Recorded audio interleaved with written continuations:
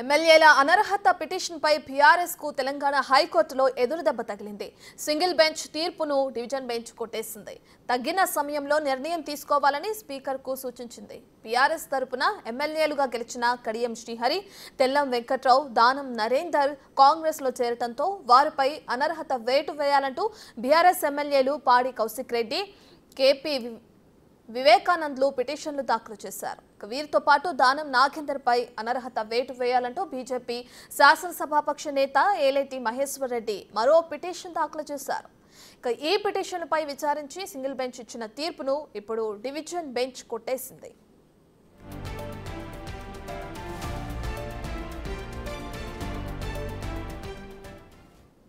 ఇదే విషయానికి సంబంధించి మరింత సమాచారాన్ని మా ప్రతినిధి సురేష్ అందిస్తారు. ఎమ్మెల్యేల అనర్హత పిటిషన్పై హైకోర్టు డివిజన్ బెంచ్ తీర్పు వెలువడించడం జరిగింది. ప్రస్తుతం మనతో పాటు సీనియర్ న్యాయవాది జనార్దన్ ఉన్నారు. ఒకసారి మాట్లాడదాం. ఈరోజు ఎలాంటి తీర్పు ప్రకటించడం జరిగింది, ఏం జరిగింది? గతంలో single judge justice Vijay Sen Reddy గారు ఇచ్చిన తీర్పును ఏదైతే గతంలో సింగిల్ జడ్జి ఒక 4 వీక్స్ లోపల డెసిషన్ తీసుకోవాలా, అసెంబ్లీ స్పీకర్ దీనిపై నిర్ణయం తీసుకోవాలా ఎమ్మెల్యేల అనర్హత పిటిషన్లపై అని చెప్పేసి ఆర్డర్ ఇవ్వడం జరిగింది.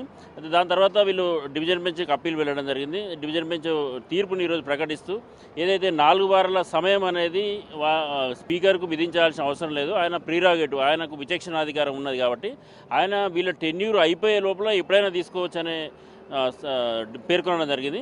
అయితే దీన్ని ఏదైతే గతంలో ఇచ్చిన జడ్జిమెంట్ను సెటిసైడ్ చేసినట్టుగా భావించవచ్చు. ఈ ఏదైతే అనర్హత పిటిషన్ అనేది ఈ 5 ఇయర్స్ టర్మ్ కాబట్టి ఆల్రెడీ 4th ఎప్పుడైనా తీసుకోవచ్చు, అంటే బిలో 4.5 ఇయర్స్ ముందు ఎప్పుడైనా తీసుకోవచ్చు. అయితే దీనిపై ఏదైతే గతంలో బీజేపీ సైడ్ నుంచి ఏలేటి మహేశ్వర్ రెడ్డి కూడా పిటిషన్ వేయడం జరిగింది. దీంట్లో ఏదైతే పర్టికులర్గా దానం నాగేందర్ విషయంలోకి వచ్చినట్టయితే ఆయన ఎమ్మెల్యేగా టీఆర్ఎస్ ఎమ్మెల్యే టికెట్ మీద గెలిచి టీఆర్ఎస్ ఎమ్మెల్యేగా ఉన్నప్పుడు పార్టీ చేంజ్ కాకుండా కాంగ్రెస్ టికెట్ మీద కాంగ్రెస్ ఎంపీగా పోటీ చేసి మళ్ళీ కాంగ్రెస్ ప్రభుత్వంలో కొనసాగడం అనేది ఇది రాజ్యాంగ విలువలకు తిలోదకాలు ఇచ్చినట్టు ఎలక్షన్ కమిషన్ ఆఫ్ ఇండియా ఏదైతే గతంలో ఇచ్చినటువంటి వాళ్ళ 10th షెడ్యూల్ అయితే డిఫెక్షన్ లా కూడా వైలేట్ చేసినట్టుగా క్లియర్ వైలేషన్ ఉందని చెప్పి కూడా దీంట్లో వాదనలు వినిపించడం జరిగింది.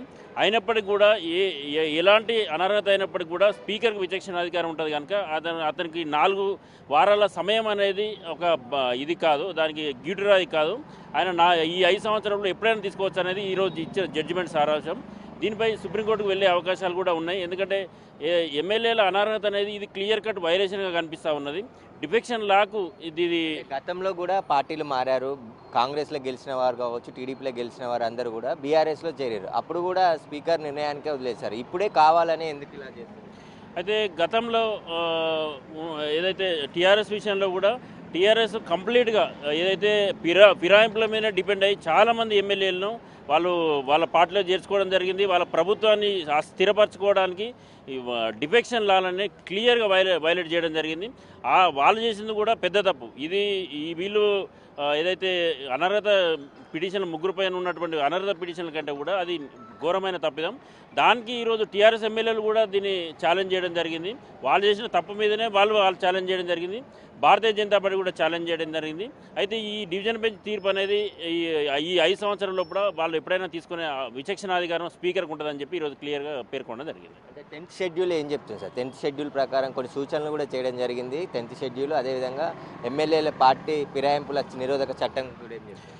10th షెడ్యూల్ ఎవరైతే ఒక పార్టీ మీద గెలిచి పార్టీ ఫిరాయింపులకు పాల్పడిన వారి మీద స్పీకర్కు వాళ్ళని డిస్క్వాలిఫై చేసే పవర్ అనేది దానిలో ఇంట్రెస్ట్ చేయడం జరిగింది. అయితే అది ఎప్పుడనేది స్పెసిఫిక్ టైం లిమిట్ లేదు. దానివల్ల స్పీకర్కు ఆ విచక్షణాధికారం ఆయనకే ఉంటుందని చెప్పేసి గతంలో కోర్టులు కూడా తెలియజేయడం జరిగింది. గతంలో ఏదైతే సుప్రీంకోర్టు ఒక సర్టన్ టైం లోపల చేయాలని కూడా ఒక డైరెక్షన్ ఇవ్వడం జరిగింది. అంటే దాన్ని మ్యాండేటరీగా కాకుండా కన్సిడర్ చేయాలా, సర్టన్ టైంలో చేస్తే దానికి మీనింగ్ ఉంటుందని చెప్పేసి గతంలో పేర్కొనడం జరిగింది. అయితే దాన్ని ఏదైతే వాళ్ళు స్పీకర్కు స్పెసిఫిక్గా ఒక లా లేకపోవడంతో వాళ్ళు ఎప్పుడైనా చేసే అవకాశం ఉంది కాబట్టి వాళ్ళు దాన్ని రాజకీయాలకు అనుగుణంగా వాళ్ళు వాడుకుంటూ ఉన్నారు. గతంలో టీఆర్ఎస్ దీన్ని తీవ్రంగా ఉల్లంఘించడం జరిగింది. ప్రస్తుతం ఏదైతే 4 వీక్స్ చేయాలన్న సింగిల్ జడ్జి ఆర్డర్ని సెటిసైడ్ చేయడంతో ఇప్పుడు స్పీకర్కు అధికారాలకు మళ్ళీ ప్రోత్సహించినట్టుగా ఉంటుంది.